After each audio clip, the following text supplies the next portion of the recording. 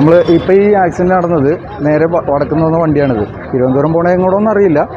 വണ്ടി വന്ന് സിഗ്നലിൽ ചവിട്ടി, പക്ഷേ വണ്ടി ചവിട്ടിയിട്ട് സ്കിഡായിട്ട് നേരെ വണ്ടി മറിഞ്ഞ് സൈഡിലൊരു ബൈക്കുകാരൻ വരുന്നുണ്ടായി.